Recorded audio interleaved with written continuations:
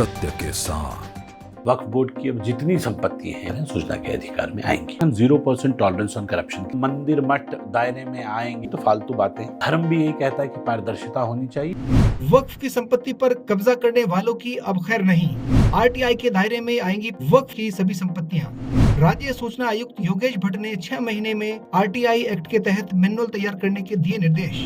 वक्फ board के अध्यक्ष शादाब शम्स ने इस फैसले का किया स्वागत। कहा कि वक्फ संपत्तियों पर कब्जा करने वालों की अब खैर नहीं होगी। इसमें राज्य सूचना आयुक्त ने भी निर्देश दे दिए हैं। सूचना आयुक्त द्वारा एक आदेश पारित किया गया है और इसमें कहा गया है कि वक्फ की तमाम संपत्तियों के ऊपर अब सूचनाएं प्राप्त की जा सकेंगी।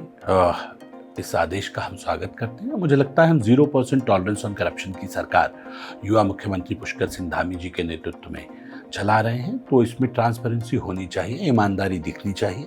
और अच्छा है कि इस ईमानदारी जब दिखेगी तो भ्रष्टाचार पे लगाम लगेगी।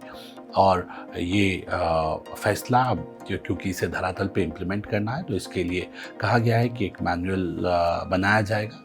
तो जो मुख्य कार्यपालक अधिकारी वक्फ बोर्ड उत्तराखंड हैं उनसे चर्चा करके इसे कैसे इसके सिस्टम को डेवलप किया जाए कि सारी सूचनाओं को प्राप्त करके लोगों तक पहुंचाया जाए।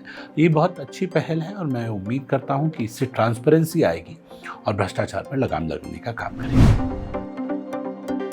लगभग 2500 से अधिक संपत्तियां वक्फ बोर्ड उत्तराखंड की हैं और मुझे लगता है कि इन सारी संपत्तियों के ऊपर जहां हमारी कमेटियां हैं, जहां मैनेजमेंट वर्क कर रहा है, उन सब के ऊपर एक सिस्टमैटिक वे में इस पूरे सिस्टम को बिठाना कि वहां से प्रॉपर सूचना के अधिकार से का अधिकार इम्प्लीमेंट हो और प्रॉपर एक सिस्टम डेवलप हो जाए, उस दिशा में हमें काम करने की आवश्यकता है। ये बड़ा काम है। सूचना अधिकारियों की भी अपॉइंटमेंट्स किए जाएंगे वक्फ बोर्ड के अंदर, तो जिससे आने वाले वक्त में काम और आसानी से किया जा सके। देखिए, वक्फ बोर्ड की अब जितनी संपत्ति हैं, चाहे उस पर अब वो किसी भी एंगल की होगी, सारी की सारी इस आदेश के बाद वक्फ बोर्ड में अब सूचना के अधिकार हैं, सूचना के अधिकार में आएंगी।